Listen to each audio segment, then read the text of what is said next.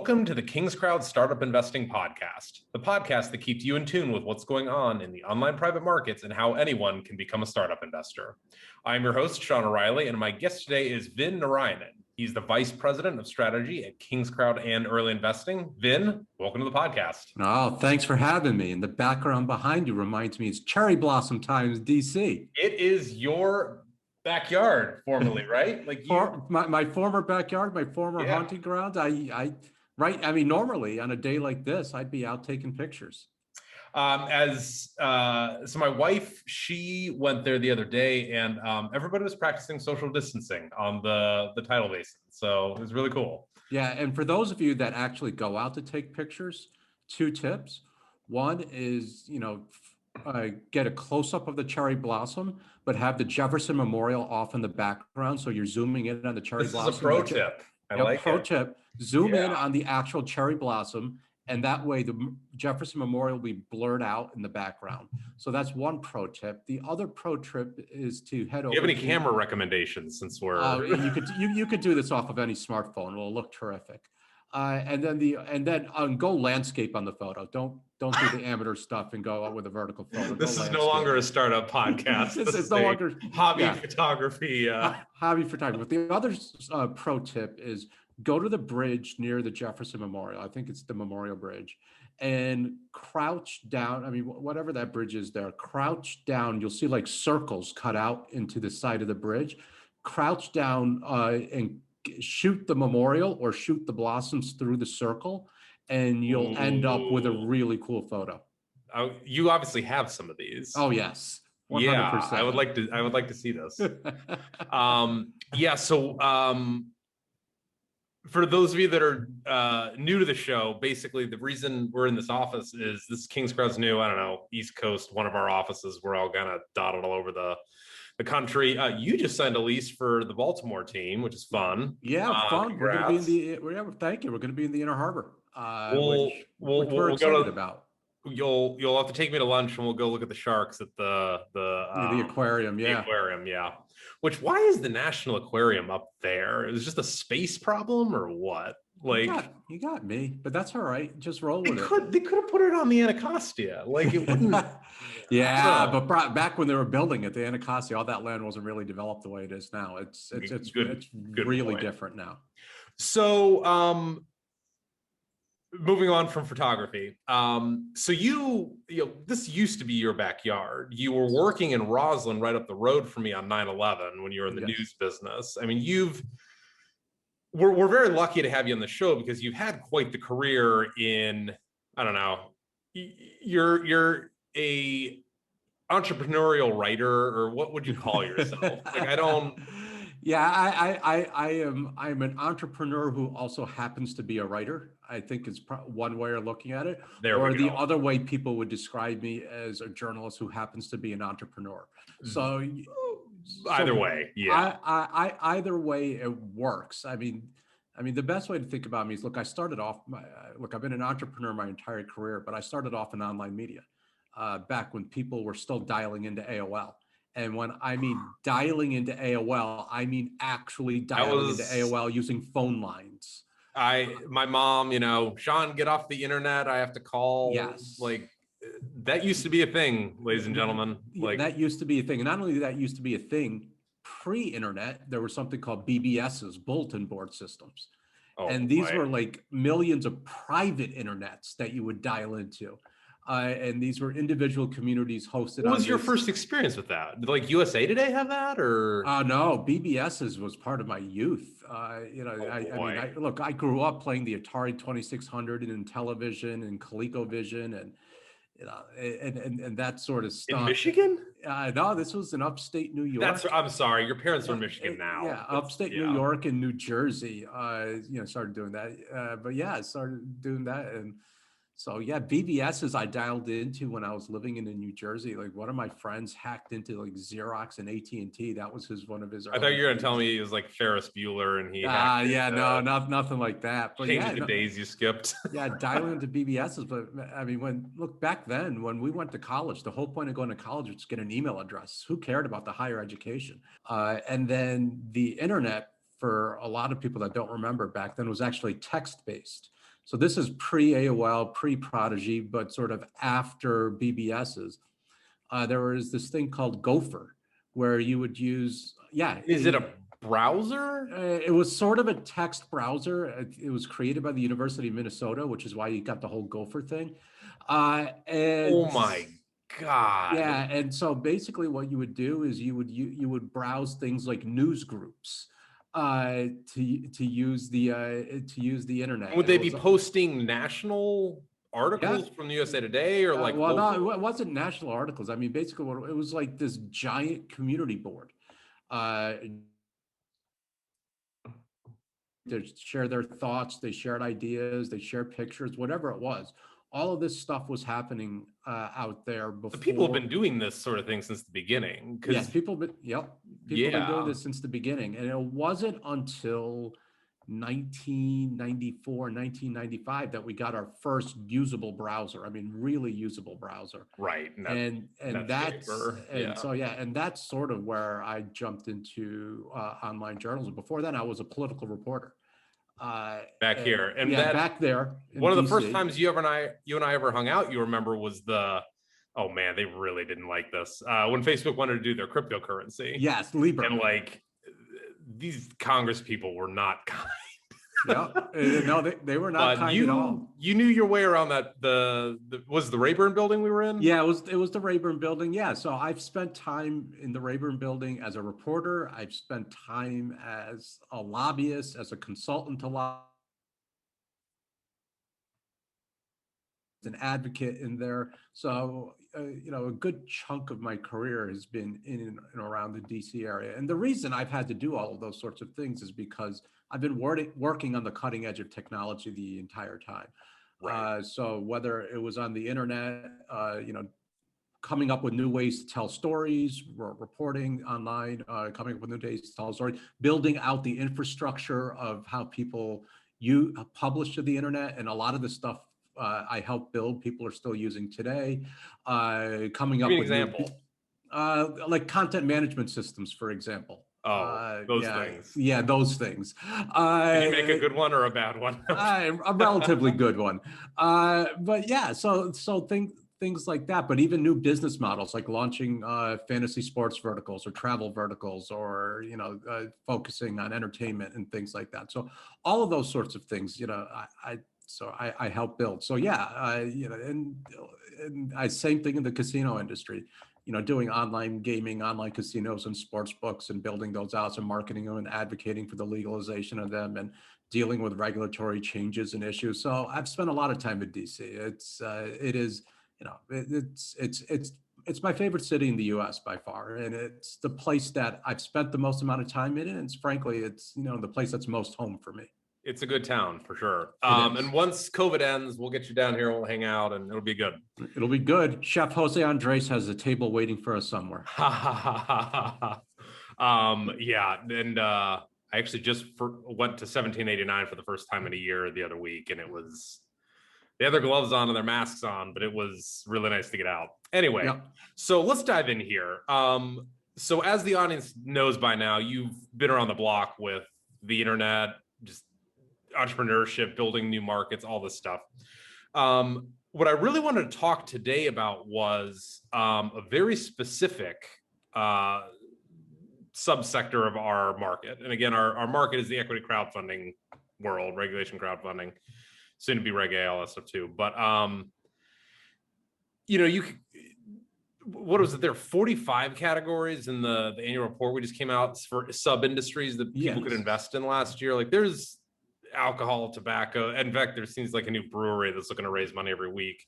And if you're looking for a brewery trend, look at tequila and mezcal. They're having a moment right now. They heard about what George Clooney did, what Ryan Reynolds has got to do. No, it's about way more than that. It's about way more than that. If you take a look at craft spirits and that sort of thing,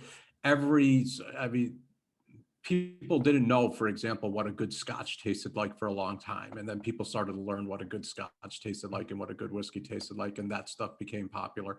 And then, vodka, people didn't know what a good vodka tasted like. And now people are starting to learn what a good vodka tastes like and that sort of thing. And Is then the American palate becoming refined? it is the beauty of entrepreneurship. It is the beauty of startups, but it is also the beauty of a blending of cultures where people Very nice. bring, Yeah. people bring, That warms the heart. people bring the drinks of their home with them. So all of a sudden you're not drinking what you thought was tequila or what you thought was vodka. You're drinking the absolute best of the best. And on the tequila side, most people don't know it, but if you go to a Chef Jose Andres restaurant, you would, barrel aged tequila tastes, it drinks more like a scotch. Wow. Than it does a tequila. And they're We're gonna different. do this. Yeah. Yeah. There are different flavors and different families of tequilas and all that sort of stuff. So it's terrific. And then mezcal is another subset of that. And so but if you're looking for like a startup that's operating in an up and coming drink that's really going, tequila space, I really like. Very cool. And subscribe to Early Investing because I'm sure you're going to do that. Anyway, absolutely. So the thing that we really got to talk about, though, because you said something really interesting to me the other day. You were like, "Listen, this is an awesome market, and like entrepreneurs are really benefiting, and the purpose of the Jobs Act, like one of them was basically to allow everyday Americans to invest in startups, which is huge because used to be have to be a rich guy to do it, but it is unusually good structurally for like medical startups and like drugs. And it was biotech. Really insightful what you said. And God, was this on Slack or when did you, it was a company-wide meeting and you and I were talking on Zoom or something. And it was really, really cool. But just for the audience, what did you mean by that? Yeah, so biotech and pharma companies are at a really interesting place right now. So you've got a combination of things. So the prices on certain things and the technology on certain things are just getting to the point where you can develop them. Just take a look at the COVID vaccines that came out right now, like the mRNA. It usually takes 10 years to make a drug, and our species did it in a year. Yeah, really impressive, right? Really impressive. But part of it is mRNA is now a viable way to develop drugs. You couldn't have done that 20 years ago. Yeah. But when did that come out? Do you know? Like when did the technology? Oh, they've been working on this for about 20 years. Okay. And then here we are just in time. So here we are just in time. So it is a similar thing with robotics, for example. Robotics, they've been working on robotics and AI since forever. Like but the cost of robotics are finally dropping. What used to be $120,000 arm or $600,000 arm or a $50,000 arm, you can now do, or a $60,000 arm, you can now do for $8,000. So when the price drops like that, all of a sudden stuff that wasn't commercially viable before becomes really viable. And so you've got this whole sort of thing. So you've got the prices. You used to need $50 million to put a drug together, trials or whatever. Just pick a number, but bottom line, but now it's 5. Yeah, well, no, it's not even that. Yes, the price of getting a drug is still high. But the trick with this technology and the way the prices of this technology have fallen is that you still need to go through your preclinical and clinical stages and that sort of thing. But what you can do is you can raise enough money through a $5 million Reg CF round to get you there, right? And that's really cool because for venture capital per round, so you can do it again. Yeah, you can do it again, but generally 5 million will get you partway there, if not most of the way there. Maybe you need a little money, maybe you need to raise a second round or get a little more money from an accredited investor, whatever, but that gets you a good chunk of the way there. And maybe you need to do a second round, but that's okay. But it's enough to get you to where you can then start talking to, if you're successful in some way, shape, or form, a Merck, a Pfizer, whatever. Well, yeah, or to a VC. So the thing is where most startups in biotech and in pharma is they're too early for VCs. So they can't even think about it. It's crazy to think about because it's supposed to be their job. But it's supposed to be their job, but VCs don't want to talk to them until they've got some sort of clinical trial data. or at least they finished the preclinicals and they're ready to go into clinical. Well, the funny thing is, well, that's when pharma wants to talk to these people about licensing opportunities anyway. Right. And so VCs don't want to touch it at this early stage. And so what are these guys supposed to do? Because the costs have finally dropped to the fact that they don't need 10, 15 million to get going. A 5 million round here, a 5 million round there. And the cool thing is if they get that 5 million round, then they can get some non-dilutive capital, Right. like research grants and that sort of thing. And you combine the two and they can get through preclinical. They can even line up the clinical trial. All of a sudden you get big pharma companies say, oh yeah, I want to license this technology. Or they say, you want to go get some VC capital to get you through the clinical trials. But at that point, the VCs are going to be interested. Right. And so the emergence of crowdfunding is huge for this community. Well, it sounds like the March 15th increase from 1 million to 5 million is like the biggest thing ever for early stage biotech. Yeah, Like, I mean, even before the March 15th, CF was hitting their sweet spot. right. Because they could come They get in $1 million bucks, they can, they could get the $1 million, combine that with a little grant and research money, they could keep going. Now with the 5 million level, they can make some serious damage and really get to a lot of places. And they can either use that as a bridge round to VCs, or they can use it to fund it completely, maybe do a second round, get all the way there, and then go right to pharma and bypass VCs altogether. So there are a couple of different options. So as a result, what we're seeing is we're seeing a slew of really great biotech and pharma plays in the startup space, stuff that you would never have seen before.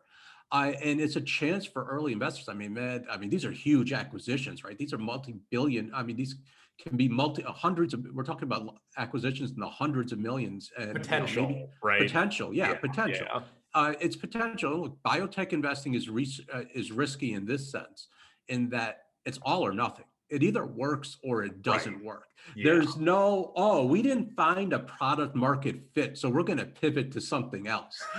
There's none of that. So this is a binary situation. This is a binary situation. So how many more deals have we seen since the $5 million increase in the space?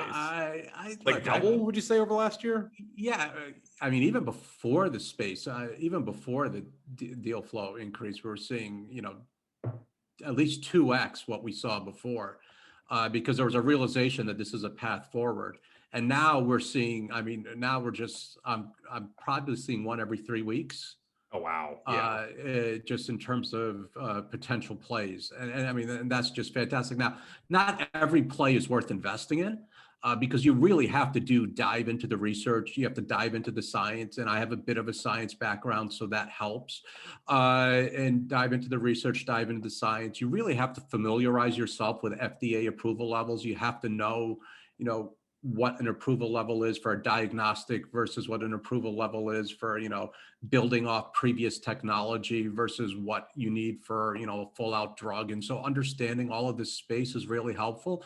But what's cool is once you start investing in this space, you start learning it.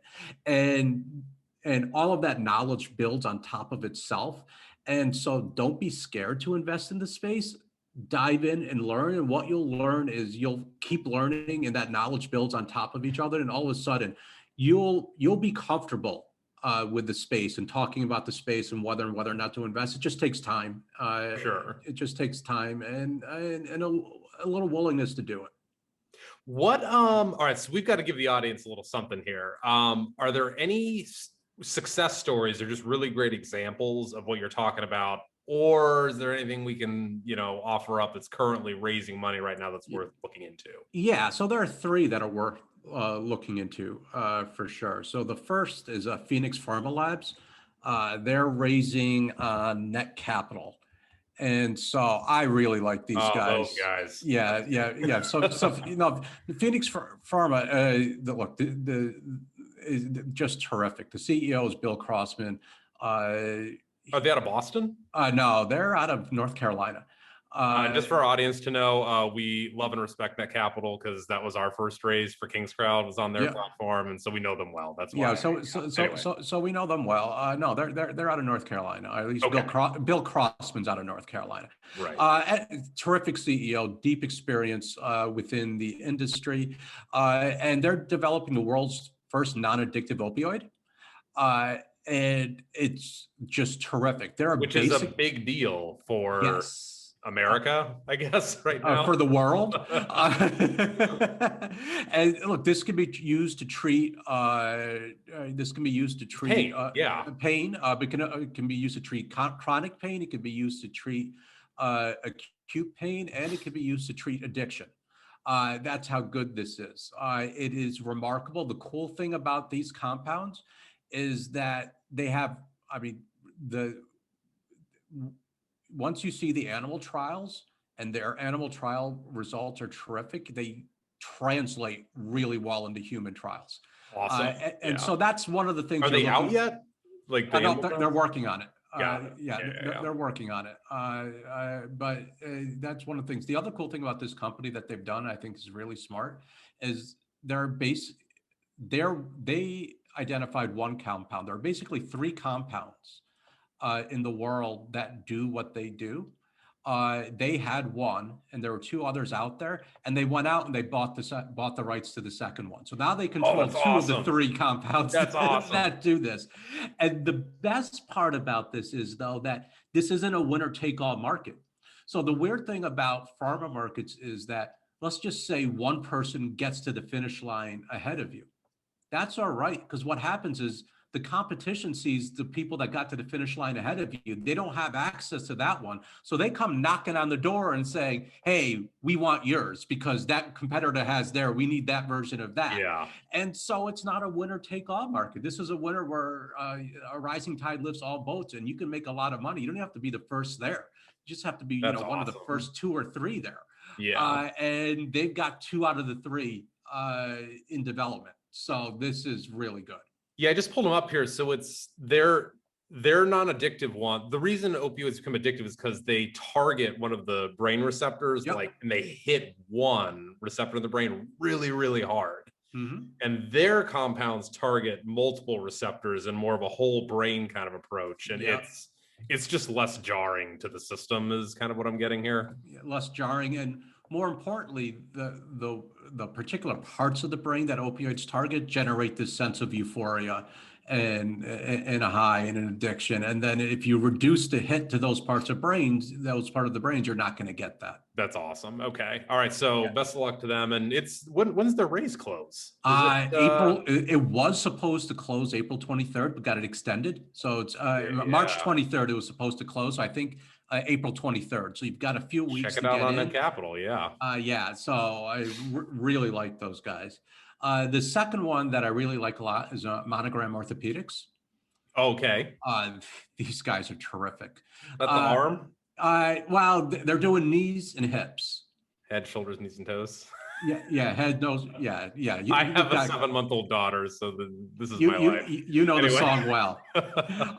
So basically what they're doing is they're taking a robot arm and doing knee implants and hip implants. And so you're combining robotics with. They're making the Bionic Man. Just saying. They are making the Bionic Man. We can rebuild him. We have the technology. But they're doing it in a really smart way. Not only are these implants better than anything else that's out in the market, the way they're doing it is they're going to be able to turn like a normal doctor into an orthopedic surgeon. Right. Oh, wow. So instead of having to go to an orthopedic surgeon to do this, not anyone can do it, but you don't have to be like 100. I was about to say, can I do it? Yeah, no, but that's the beauty of robotics. That's the beauty of AI. It becomes really repeatable. It becomes really learnable, and it becomes really effective. And so it's really awesome. So love Monogram Orthopedics. Did we rate them a year or 2 ago, to your knowledge? I feel like they've been around a while, but I might be wrong. Yeah, so Early Investing recommended them a couple years ago. Back then. Back then. They're raising again. We think Did you meet the management team? Oh yeah, yeah. We meet the value. Remember, Not that's when only I do we- first met you. You were visiting a management team in Boston. That's how I met you. Yeah. And I always liked that you guys did that. But anyway, sorry to interrupt. Yeah, no, that's all right. No, we met the management team. And in fact, we did a podcast with them, a You're video kidding me. podcast with them for one of these for Wow. first. So yeah, so if you sign up and subscribe to Early Investing's First Stage Investor, they'll be in the archives there, so you can go check that out. Yeah. And oh yeah, so the thing about them is, first of all, they love the crowdfunding space. They're big believers in returning value to shareholders. And so they're doing share buybacks already, or no, they're not doing share buybacks or anything like that. But listening to their approach to raising capital and how you treat investors and all this sort of stuff, and we get into all of that in this podcast, is phenomenal. Oh, wow. They're terrific. So we talked to them about more than just AI and orthopedics. It was a pretty wide-ranging conversation. It's probably one of the best podcasts we've ever done with founders. I mean, it was. I'm going to go listen to it. That's awesome. Yeah, so it's really cool. So Monogram Orthopedics is another one that's playing in that space. And then this last their raise closes when? Sorry they've got a ways to go on the raise close. Okay, so sometime. Yeah. And then the last one is that I've run into it. I just ran into it this week that I'm pretty interested in is NGen Bio.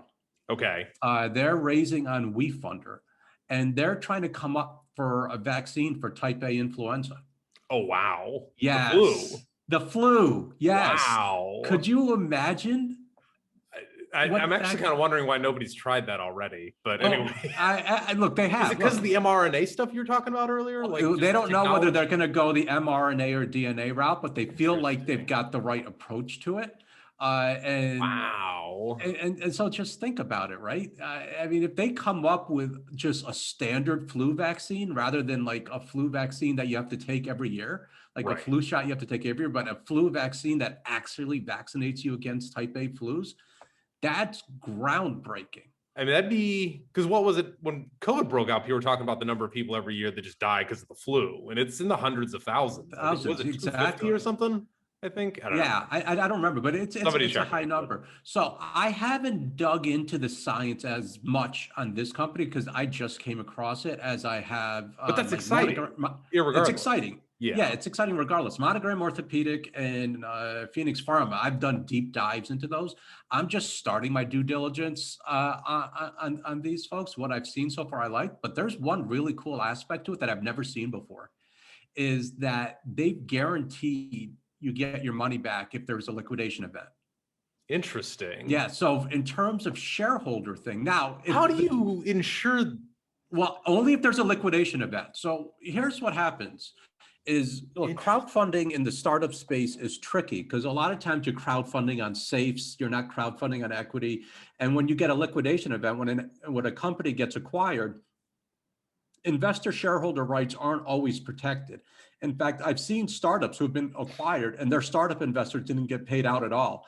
Because they technically don't own equity. They have safes. Equity. Yeah, exactly. They have safes that convert into equity, and the acquiring company looked at that and said, "Yeah, we don't want to deal with that on our cap table. We're just cutting it off right now." Wow. And so where's the investor protection? So and so in this case, you actually have protection. They said in the case that they're acquired, they're going to guarantee that you at least get your money back. Wow. Deep. Right?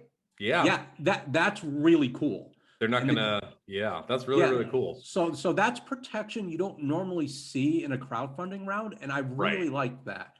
And so that caught my eye. The science caught my eye, but I've got to do a deeper dive into the science and really dig into a little more. But to me, I don't do deep dives into companies unless I think there's something there. Now, sometimes I do the deep dive and it turns out what I thought was there isn't there. And so that happens a lot. I mean, look, I go through a lot of companies and sometimes it pans out, sometimes it doesn't. But I like what I saw on the raise page. I like the investor protection that's offered. And to me, it's worth a deeper dive. And so I'm going to be doing a deeper dive into that. In your experience, this will be one of our last questions because we're actually coming up on our time. How much runway will the last company you mentioned there, or just any of these guys? How long will 5 million last them? A couple of years, a year to 2 years. I mean, it's not going to last them through commercialization, right? Yeah, Because so it really depends on the stage the company's in, right? If they're in preclinical is cheaper than clinical. yeah. And so preclinical, they can go through one, maybe two preclinical trials with 5 million. If you are at the clinical stage, though, well, that's a $5 to $6 million trial. Right. And so that's going to last them as long as the clinical trial takes. So a lot of it really depends on what stage they're in and how much money it costs. And look, startups that are really smart, they might do, say, let's do $5 million crowdfunding raise and maybe a $5 to $7 million accredited investor raise, call it even at 12 million, and that'll get us through the trials to the point where they can commercialize it. Or they might say, yeah, you want to know what, we can do this in 5 to 6 million. Give us the 5 million. Maybe we get $1 million in grant money. That gives us 6 million. That gets us through clinical trials. And by the time clinical is done, and if the clinicals go well, we're going to be able to license this. And that licensing money will get us jump started to go the rest of the way. And that's it.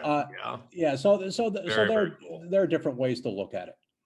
Awesome. So you get the last word on, what a listener should be thinking about when they look at these companies and future biotech pharmaceutical startups. Any other advice you got for them? Yeah. Other than checking out Early Investing or KingsCrowd. Yeah. Other than checking out Early Investing or KingsCrowd, look, this is the golden age of biotech.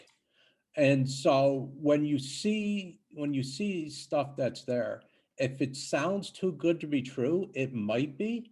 It also might not be. And that's the thing to remember, because people have been working on this technology for 20 plus years, and now it's just starting to matter. Now it's just starting to get to the point where it can be commercialized. So we're seeing the fruits of a technological boom that started in the 90s. The future has arrived. The future has arrived. We are living through it. And not only living through it, we're living through it at a time where we can actually invest the capital to make it happen and see the returns on that capital.